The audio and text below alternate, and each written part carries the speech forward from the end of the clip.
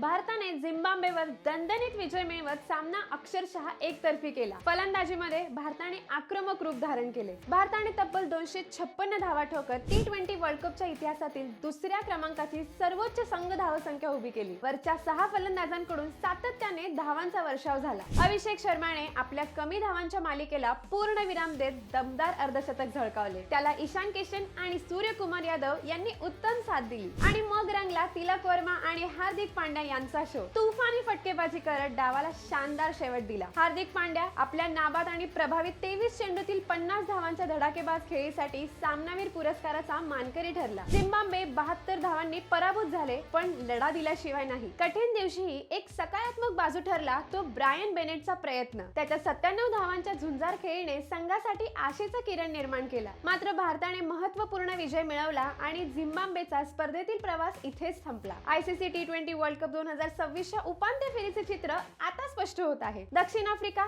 थेट उपांत्य फेरीत पोहोचली आहे, तर भारताच्या या विजयाने उपांत्य फेरीतील प्रवेशावर शिक्कामोर्तब झाला आहे। अशाच अपडेट्ससाठी महास्पोर्ट्सला नक्की फॉलो करा। क्रिकेटचं वेड आणि मराठी अपडेट्सची जोड महास्पोर्ट्सला आजच फॉलो करा।